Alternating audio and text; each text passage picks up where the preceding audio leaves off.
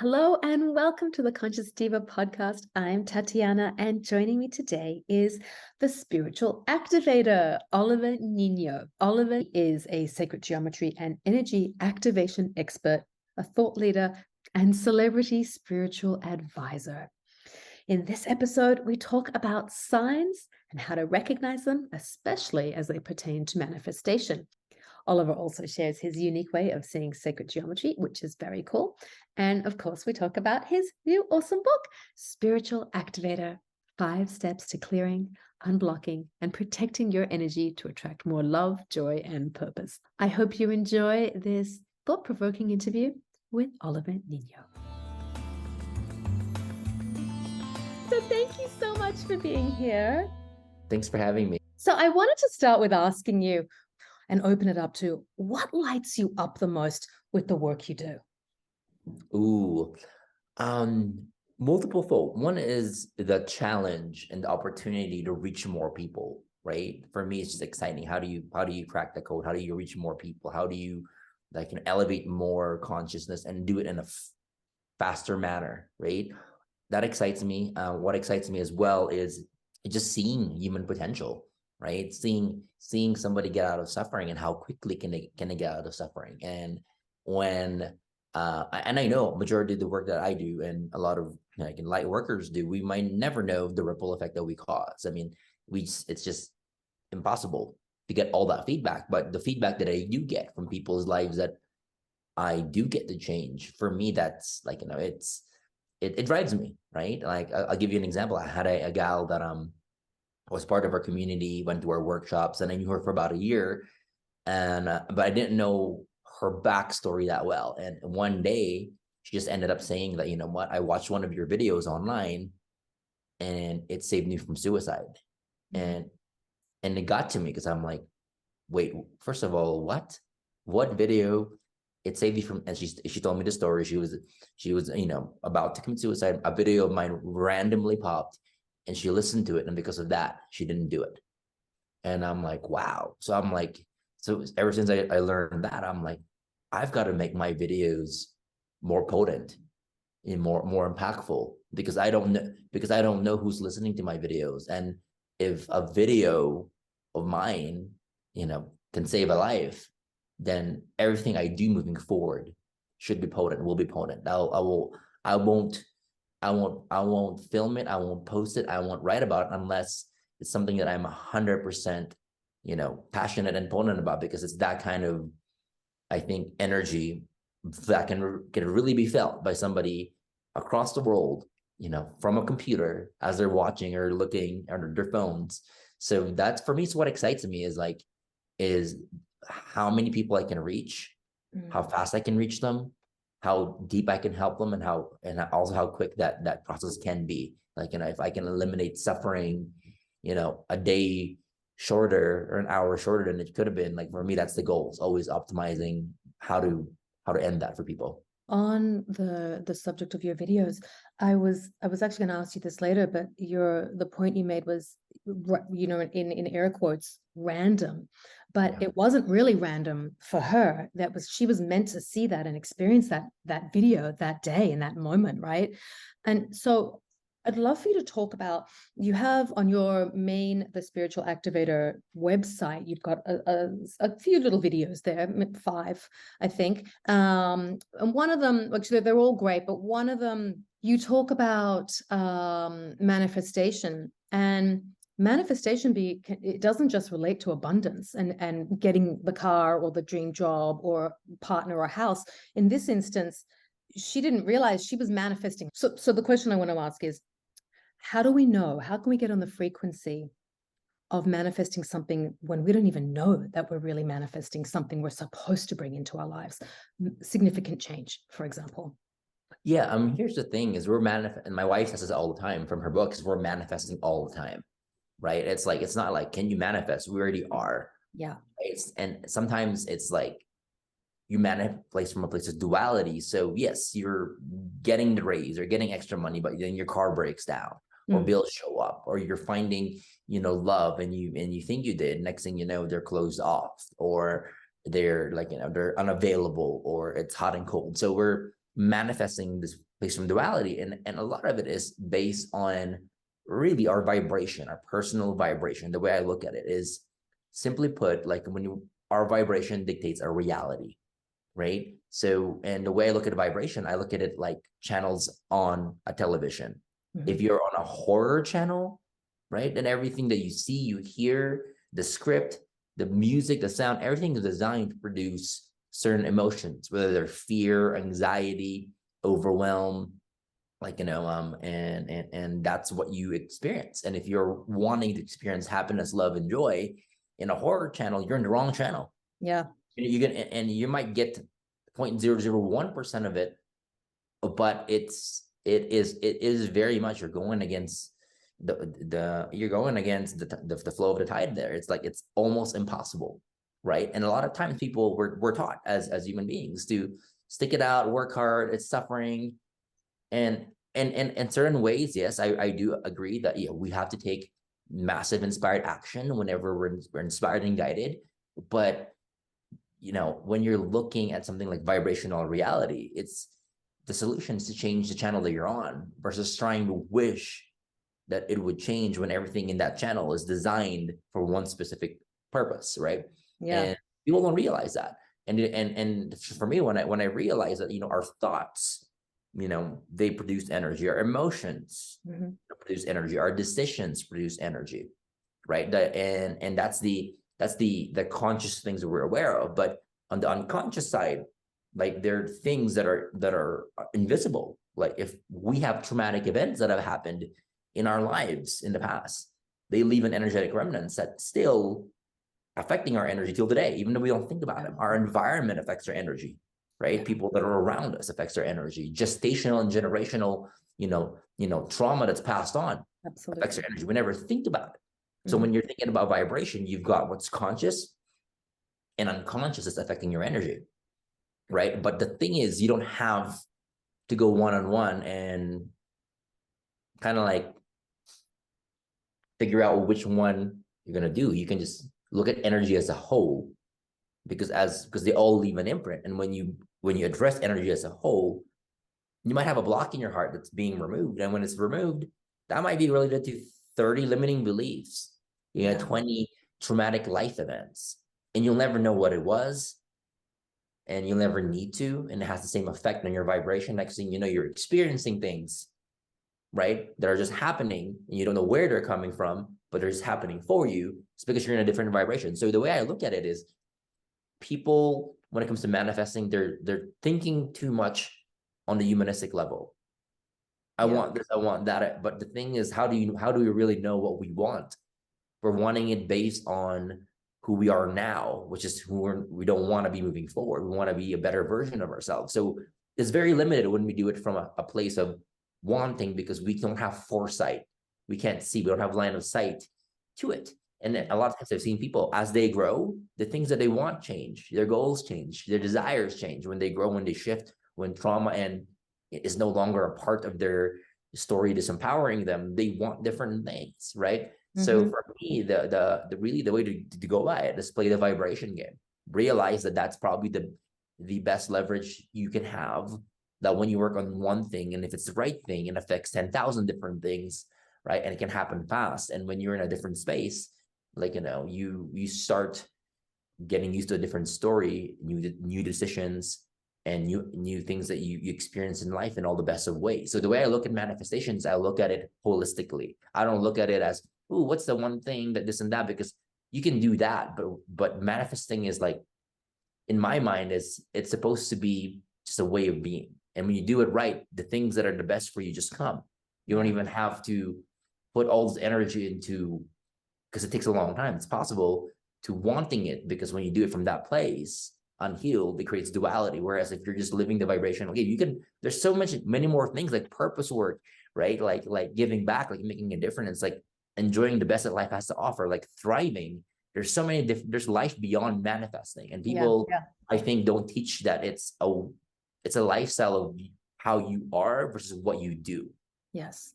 Yeah. And I think there's a lot to do also with aligning onto that frequency of vibration and witnessing the signs that can actually guide you to aligning. So Absolutely. would you agree with that?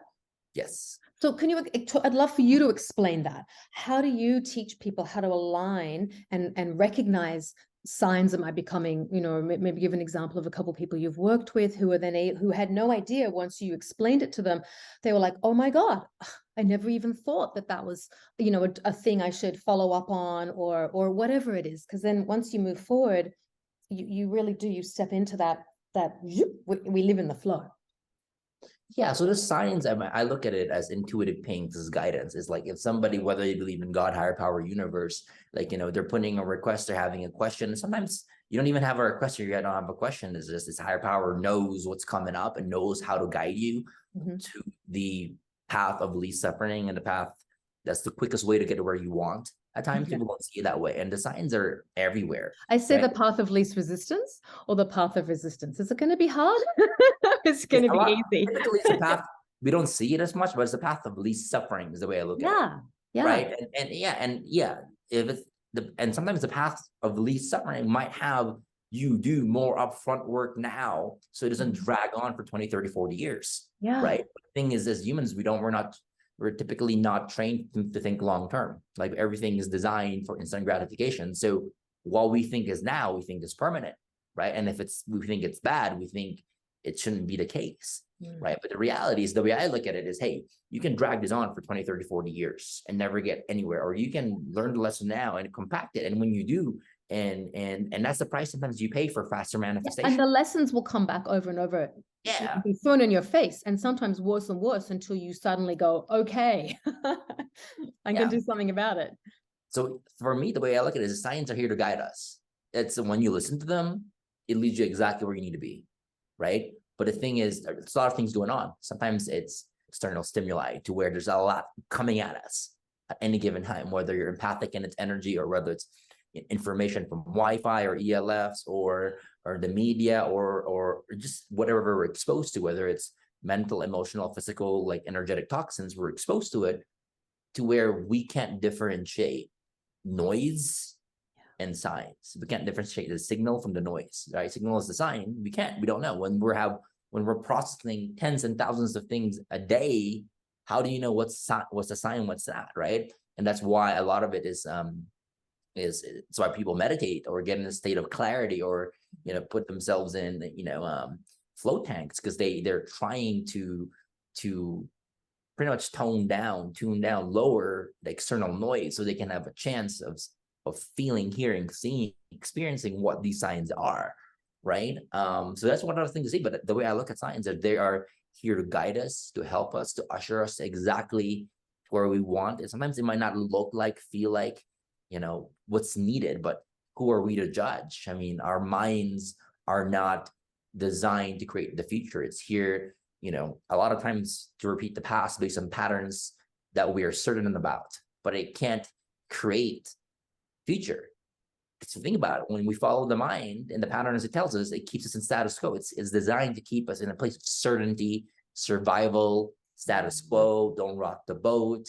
Don't bring up unnecessary trauma that can cause you to spiral. All these different things. So it's not the best place to create the future with. It's good for to-do lists and all this and looking at patterns and and remembering things, sure. But creating a future that you want, it doesn't come from the mind. It comes from someplace higher. Yeah, for sure. Can you give an example just so that listeners can understand, well, what might a simple sign look like if it was sort of presented as something, because they can be honestly like the lady in the beginning who saw your video. That was a sign to go and look and follow through on that. But there's other examples, where maybe someone lost their job and you feel like you're in a bad situation, but actually there might be something better that comes out of it.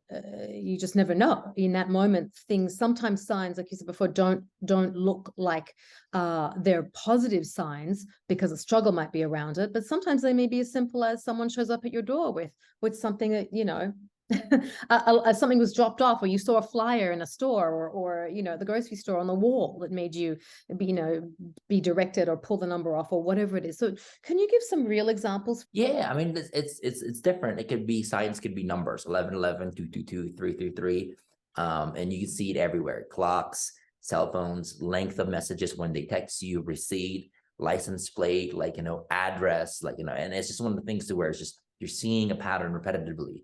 And the more you, and a lot of times when you become more open to seeing signs, like, it's kind of like when you like a car, all of a sudden it's everywhere. You see it everywhere, right? And you see it, you're like, oh wow, it's not like it wasn't there before, but now your mind is now zooming in on the things that are within that bandwidth of importance, right? So you're like, I want to buy a car. It's now all you see everywhere, because now you're paying attention, instead of being like, let me just deal with 100,000 things that come to me towards the day. Now it is like, I know exactly where that is, like what I'm looking for. So it's easier for us to focus because we know what we're looking for. Sometimes it's numbers, we're looking for repetitive numbers. Sometimes it can be the songs and the movies. Like, have you ever had it to where you're thinking about something, you're working on something, next thing you know, the show that you're watching has a similar lesson or situation than what you're experiencing. You're like, oh my gosh, right? So you've got that. It literally could be people around you, because a lot of times people around us, we're a lot of gifted people are here, right? And a lot of times someone can be an unconscious channel. They don't know they're channeling, right? So they can literally be put in your life, and they say something that they were supposed to say to you, and it might not even make sense to them, but it makes all the sense in the world to you. So that's one way of doing it. Another one can be your environment. So the way I look at it is, where my wife and I are very, very experiential, visual. It has to be in our face. So if we're on the right path, right, and we're doing the right thing, it's all good. It's all good. Yeah, things, amazing things happen. Yeah. When we're off track, we know as well. Mm-hmm. And the patterns come. There are more than 3. There's several that come repetitively throughout the day, and you're like, okay, I'm in the wrong vibration here, right? So a lot of the times, like, we and sometimes it's an internal feeling, like, somebody wants to go out, or wants to go somewhere, or they meet somebody, and they've got this almost like power center feeling, and it's like something is affecting them, or they're anxious, or they're hyperventilating, or they feel good, right? So a lot of times it can be that, or it can be through dream form, right? Or you're just like, I just know, right? So a lot of times people see signs differently, and the thing to realize is looking at your past, looking at how have you historically received signs. So once you know that, then it's easier for you to be like, all right, these are, every time something great happened, this is what happened. Or sure, or look at something painful and ask yourself, did you have red flags that popped up earlier on? And how did the red flags show up? Did you just know? Did you feel it? Did you have a feeling about it, right? And a lot of times people are like, yeah, I kind of had a clue that was happening earlier on, but we just ignore it because we just think, might as well give it, because we want something. It has a payoff to where we're like, we ignore the red flags and the signs because we're just like, might be something good towards Zan. And every single time we get bit, every single time. But the thing is, there's a pattern of signs that we have. And once we're aware of it, we can instantly tune in and know what it is when it happens, and it becomes easier, right? So a lot of the times I would encourage people to just look at the patterns. So what's interesting about that, and thank you so much for giving those examples, a couple things I was thinking about with signs. I'm actually working on writing a memoir, and I was trying to figure out the structure of the memoir. And I also have a guest house, and this was about maybe 6 months ago. So someone had stayed in my guest house, and they left the book, Glennon Doyle's memoir, actually, brand new, unread, and totally like in the guest house. And I was like, and I picked it up, and I was like, and flicked through it. And then I was like, well, thank you, universe. This is a gift to show me the guidance I was looking for, to like understand better how, as an example, how maybe I should move forward structuring my memoir. So that, for me, that just came to mind as an example. And then one just now, like about an hour ago, which was ridiculous, actually. I really should have listened to this one. So I was away in Nepal last month with my teacher doing some up-leveling work and going on a pilgrimage. And I received a beautiful quartz Oh, wow. healer. So this is what I work with. We empower these objects and work with them. And I was using it this morning when I was meditating, and I really wanted to hold it today during our interview. And I had received the message, go and get the rice. How you keep them is when they're empowered in rice with the dagger side down. Oh, wow. And it was in my pocket, and I just thought to myself, I don't need to go upstairs and get the rice, the thing. It's fine. It's just, I've got a deep pocket in my pants. And sure enough, I sat down and it fell out of my pocket onto the floor. The tip broke. Ooh. And I was like, oh my God. Meanwhile, I'm hearing all of my spirit guides laughing at me, going, yeah, we told you so. And I was just like, I couldn't get upset. Like, what could I do? I couldn't get upset. I was like, I know, you told me to go up and get the rice, the bowl of rice to put it, the jar. I'm like, I know. And then I went and I was like, can I super glue it back together? And they said, yes, my God, yes. So I then got out the little tiny super glue, and it freaking exploded on my hands. Which then my rings all stuck to my finger, and I had to then stick my hand, like lather it all up with coconut oil to just lubricate the glue off. But anyway, that's kind of a fun and science happen. That's exactly a pattern of science, to where it's something seemingly outrageous might happen, because it's like sometimes signs are like, and I so knew. I was like, I should go up, but I was like, I'm okay. And then of course, so yeah.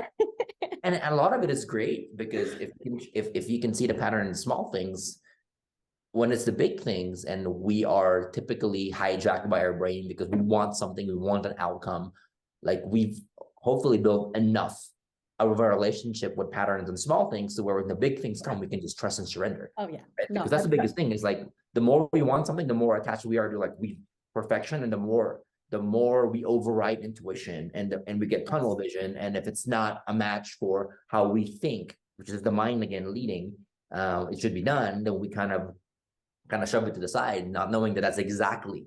Oh yeah, I have that with my house. I'm always really in tune with my house spirits, and they'll always say, you need to do this, you need to do this, whatever it is with a repair.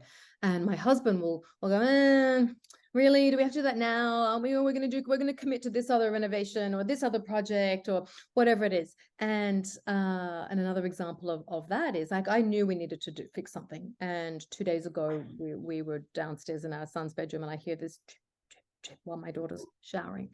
And I look up at the ceiling, and it's got water. It's not dripping from the ceiling, but clearly it had been going on for a few days because there was a stain.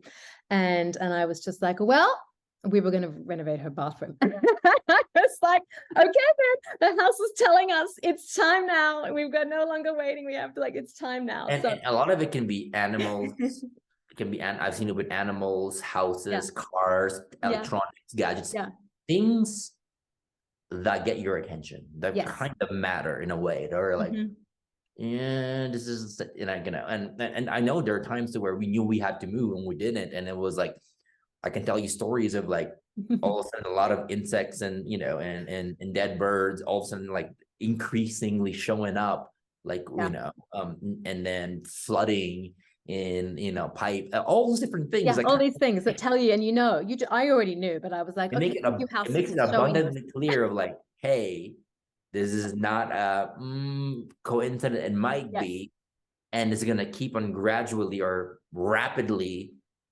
increasing and showing up until you pay attention. And a lot of times it's happening for our best good. Oh, totally, for your best interest. Absolutely, 100%. Even though you think like, oh my gosh, like it's flooding, it's going to cost money, it's this, it's that, the computer broke, the car broke. It's like, do you know what it's saving you from? That's what I always say to my husband. I'm like, you are being saved from something 1,000 times worse than this. This is the gentle. Exactly. Yeah, exactly. I'm like, the house is giving us a sign. It's telling us it needs to do this. We need to do this now. And it'll give back to us later on. Like, I can't tell you when or how, in what form, but it will give back to us. So anyway, just giving you those examples. But I wanted to just switch gears for a minute, because and talk about a little bit of your upbringing and your exposure to medicine men and women in Manila growing up in the Philippines, because I think that is really insightful and such a lovely part of your heritage and your background. So would you mind just sharing a little bit about what it was like growing up in this environment and being exposed to I mean, they weren't necessarily teachings because you weren't being taught, but you were absorbing what you were witnessing. Yeah, I mean, a lot of the times, honestly, it's like it's that invisible environment, and here's the thing: a lot of times people turn off their spiritual gifts, their intuition, because their environment makes it seem weird, right? You got parents or family members that are afraid. They've seen a lot of ghost horror movies, or they don't want to be judged, or they want to be the odd one out, to where we as kids shut off our gifts, our lights, the things that we can do, because we don't want to lose love and connection, be weird, or be ostracized, or see pain and made fun of, right? Or maybe it was on, nobody taught us how to embrace it. They didn't know how. Therefore, we're experiencing an overactive third eye, an overactive spiritual or supernatural gift, and we have no control over it, and it's scary, right? And you're like, all right, let me just run away and shut it off, which is like the beginning of a long cycle of unnecessary suffering, right? But for me, the benefit of it was like, it was so normal. My mom talked about it. Well, aunts talked about it. It was part of the culture. It was no big deal, right? To where I think it ingrained this unconscious belief that it's like energy is real. There's more than one way to do it than going to the doctor. And there's more than one way to address things than what you can see in the physical realm. There's this invisible like world that you don't see, but it controls and affects everything in its energy. And it made it normal, which probably the best thing that's ever happened to me. Make it normal, because once it's normalized, then I am not shut off to the idea of what I experience beyond my senses. Yeah, and it Right? is What I can normal see. in Southeast Asia. It is totally normal. Totally The normal. spirit realm is respected as much, Yep. if not more, than the living realm, right? Of course. Yeah. And for me, I think that's, well, it didn't mean that I, like, I dove deep into it, because I didn't. I mean, even because it was normal, I didn't have an aversion towards it, but I didn't have an affinity towards it either. To where I grew up most of my life not like relying mostly on my logical mind, left brain, and planning, till later down when it came up as an option to explore.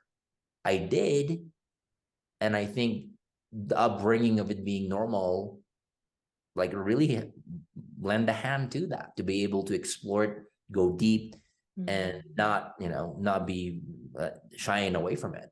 Yeah. But yeah, I mean, I feel like it did what it needed to do. And the thing with energy is, like, it does what it needs to do, and it bypasses your mind. Yeah. So I don't even know even a 1% of the benefit that it probably like had in my life. Like, I'm looking at it from a very logical perspective. I don't know the things that I would never know, the ones I don't know, but I'm pretty sure it had a tremendous impact. I mean, I almost feel like the way you teach, you've completely normalized spirituality, normalizing. And when I say normalizing spirituality, as in it's not woo-woo, it's not weird to kind of, there's nothing wrong with you or strange if you have abilities that allow you to see and hear into another realm, because everyone's spiritual gifts are different. It's so interesting. It's like there's not one type of doctor, right, who performs surgeries on everybody. It's very specialized. And the same with healing, with spiritual gifts. It's not everybody has the same thing. So I can see with the growing up in an environment that just completely, it's part of everyday life. It's not a strange thing. And having the spiritual be present, as well as whatever else is going on, because we live in the modern world, there's, it's transferred over into your work in a really beautiful way. It has. And I think that's one of the things that like, few things. I mean, I suck at a lot of things, but there's a few things that I'm pretty good at. And one of them is probably simplifying things in a way where it's understandable, digestible for a lot of people, and I factor in how people might think. And a lot of times it's I had to work, even that I had to work on, because I realized where I am now isn't who I'm trying to serve. Right? If I'm trying to serve more people, I got to remember who I was 10, 15, 20 years ago when I was in that situation, which requires me to take off my hat of who I am now and wear the hat of how does it feel to be where I used to be, so I can be connected to who I'm trying to serve, and then start there and realize that, that's even that is a specific demographic, not even all segment of who I'm trying to serve. But if I'm trying to serve more people, like, and that's the exciting part about, like, of being able to really serve people that are right. Like, for example, last event that we do these virtual events and in-person events. And the in-person events aren't as scalable. We can only fit like 100 people in our retreat center, right? And so as far as a business model, it's a little bit limiting. But we have a virtual side to it, where last one we did is we had 6,000 people who paid to do our weekend event virtually, right? And although that's fun, I find it fulfilling meeting people face to face as well, even if it's not the scalable thing to do. For me, I learn so much because I meet people from all walks of life, from 60 plus different countries, who have different stories, who have different ways of viewing the world, ways of viewing energy, how it affects them. And having, that type of variety of data to work with, I see patterns that most people don't see in the spiritual world. I see the real world patterns and how it affects people, and who typically has this, so on and so forth. And once you see it once, it might be a coincidence, but once you see it thousands of times over and over and over again, they become undeniable. Like, all right, there's just no other way. This has just showed up so many times. It's not coincidence. Now it's a fact, right?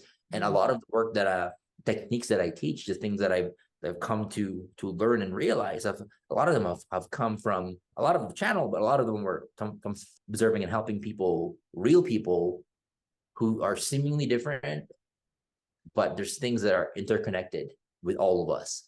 Like, that once we start seeing the patterns, they're like, wow, that is true, regardless of background, religion, age, and upbringing. Yeah. And so is that, it made me think of your new book. Is that how you arrived at writing Spiritual Activator? Because you have the 5 steps, and of course those 5 steps are clearing, unblocking, and protecting your energy to attract more love, joy, and purpose. But is that how you came? I was just wondering this as you were talking, if that's how you arrived at creating your book, because it's like you've made all these observations and are now wanting to share, wow, I can help people in another way through another platform. Absolutely.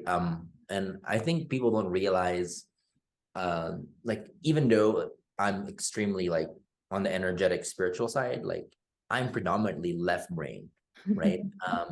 And it's gotten better throughout the years, to where I just surrender and trust are easier now than it was 20 years ago. But before something rolls out to the public, people don't realize how much testing goes into making sure it works. It has to work for me. Yeah. And I share it with people around me. It has to work for them. Then I share it with our community. We have 3 million people in our community. I have to see raving reviews. It has to change someone's life. I have to try it out. Then I have to give it to our certified healers and coaches, and they've got to use it in their training. And only after we've done that, to where I have seen irrefutable evidence that it works, do I roll it out in a mass way and put it in a book. So when I put things in a book, it is things that I know how work, they're time tested, and it's changed lives. So there's no theory. Everything there is practical. And yeah, I mean, it's for me, the reason why it works is because I'm able to blend both worlds. I'm able to blend the energetic and spiritual world, and I'm also able to, love the part of me that's analytical, that likes to test stuff, that likes to prove it, likes to simplify it. And as I blend both, I'm able to, in my mind, reach more people, because I can step between both worlds of, hey, I'm going to be extremely spiritual and channel this stuff and energetic. And you know what? I'm going to also put in my human hat, because I am human, and simplify it and look at things from that point of view. And the mixture of both is, I think, how I'm able to really reach more people, in a way. So the book, yeah, it is a compilation of everything that's worked the best over the last 20 years, that if, let's say, for example, I could travel back in time to my 20 years ago, and I couldn't say anything to my younger self, I can only give something, I would hand my book. It's one to where, if I created it, so I can give it to my son, and they can give it to their kids. It can be passed on, and even if that's the only thing that they had, I'll be rest assured that they would have the best shot at life, because no one gives us a handbook on how to really understand our energy, the spiritual world, our gifts when we were born, right? It's never taught to us. It's like trial and error.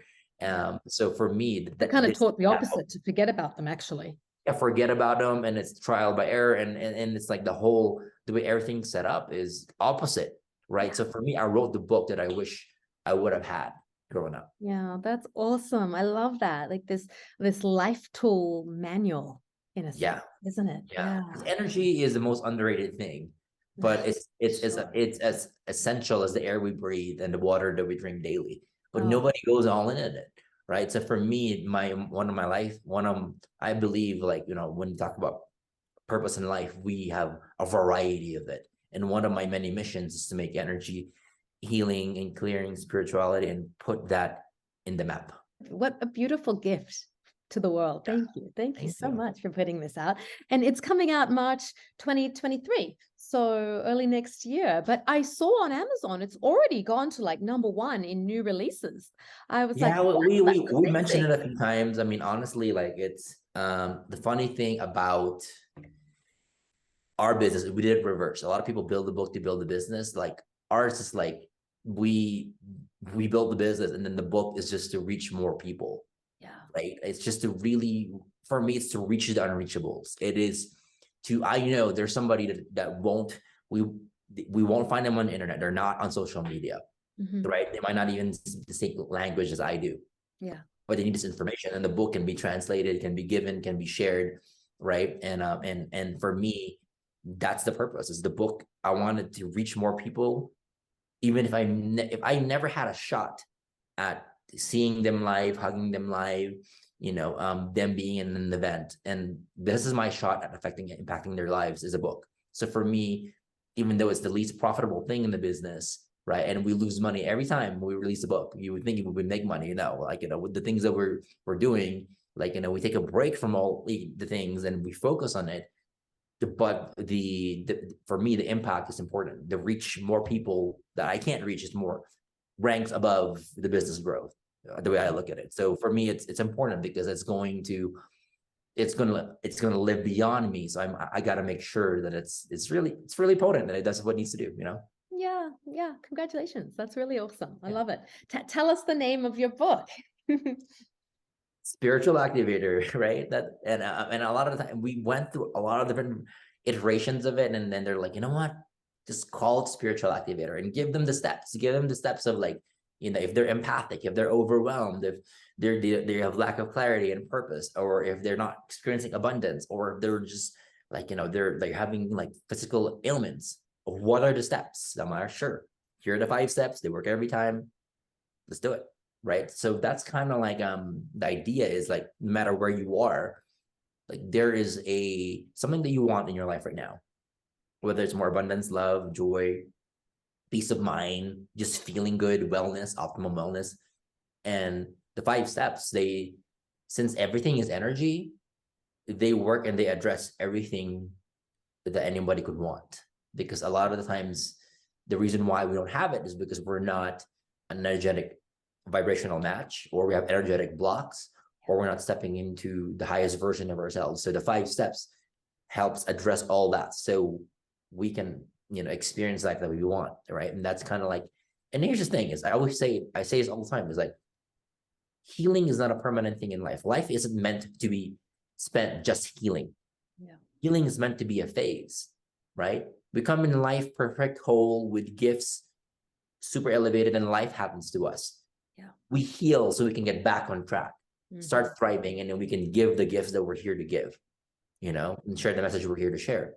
Life is not all about staying in that healing phase, always trying to heal for the rest of your life. There's life beyond healing, and there's thriving, and there's giving back.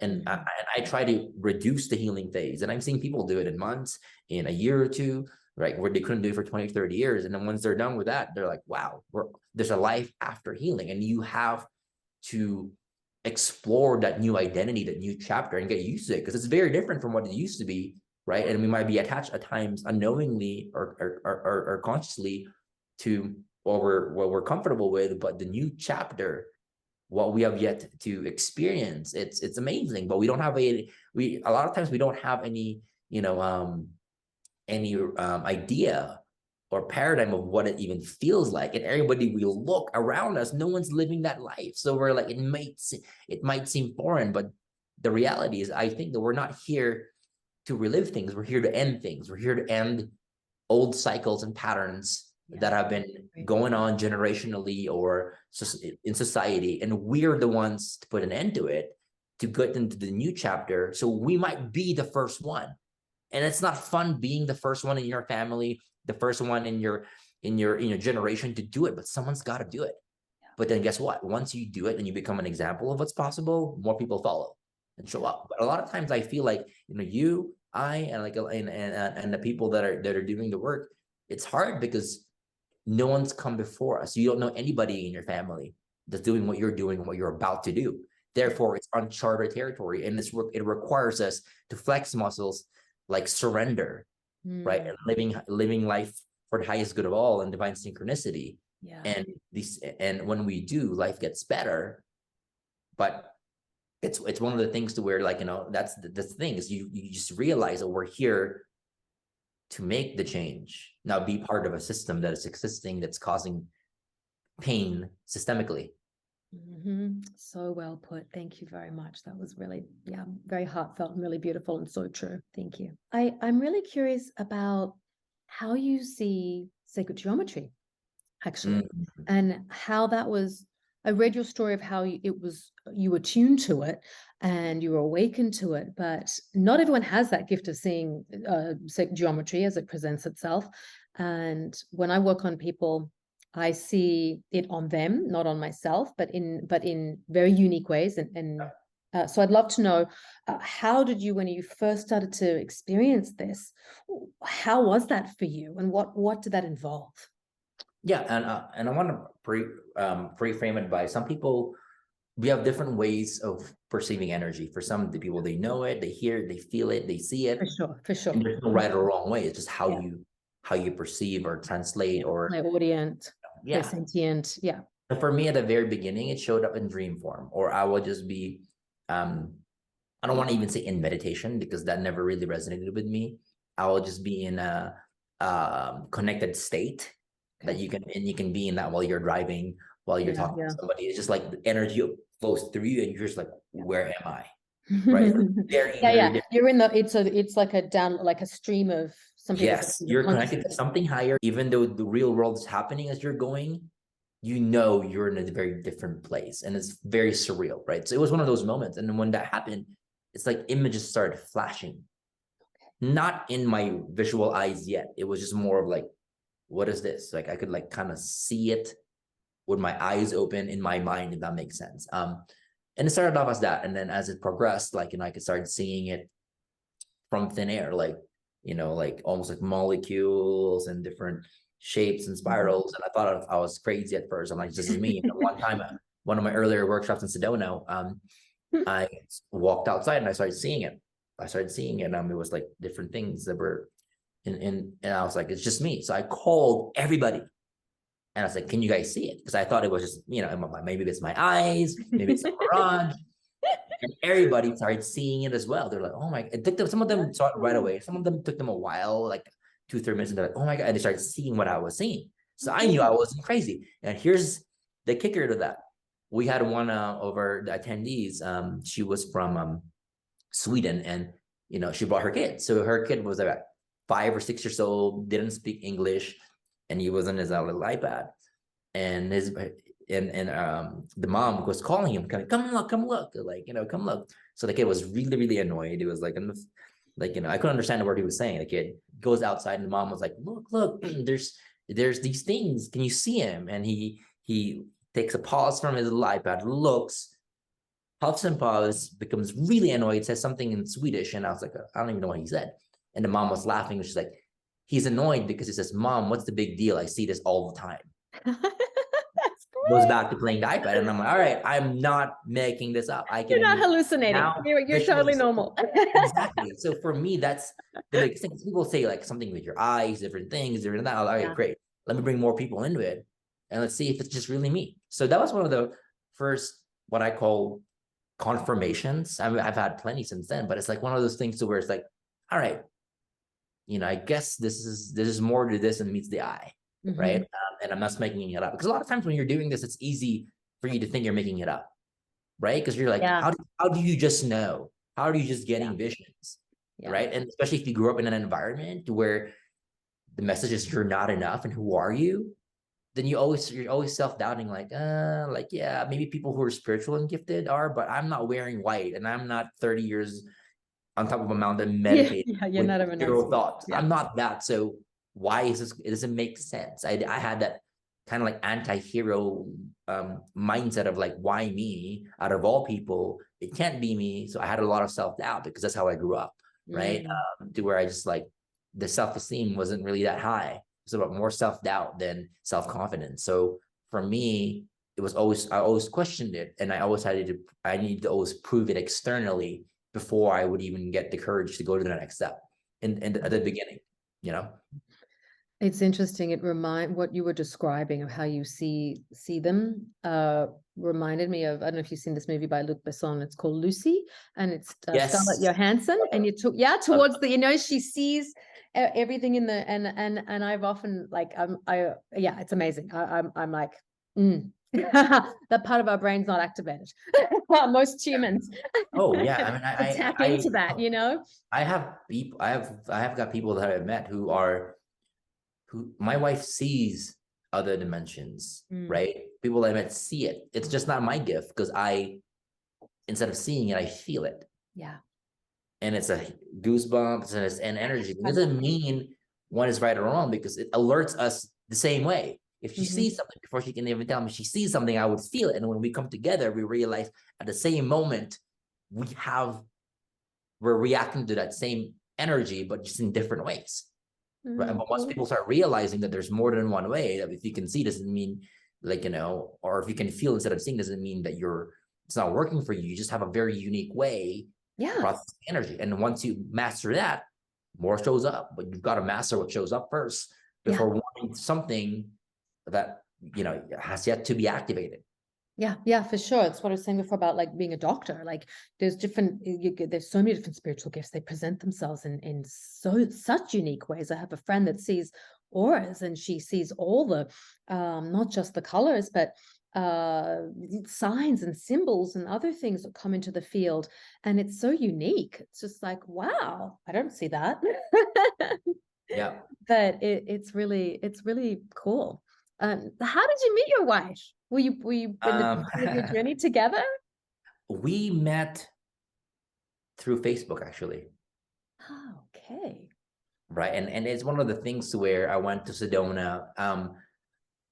I was going through a separation, and I was like, moved out of the house. It's been months, and I was like, you know what, I wasn't looking for love. I was like, I knew at that point about vibration, and I knew that I was harboring a lot of hate in my heart and pain. So I went to Sedona to clear all that stuff. And when I cleared it, 4 days later, she showed up. I wasn't even asking. She just showed up. And same thing, apparently a few weeks before she met me, she was in a very abusive relationship, and she, made an intention of releasing everything that didn't belong, and doing that. And then I popped up. So we did kind of the same thing. And because we did, our vibration elevated, and we found each other. Yeah. Whereas we weren't even looking in it. And that's a beautiful thing, is when you live vibrationally based, the things that you didn't even know you needed or wanted show up before you can even conceptualize, just think about it.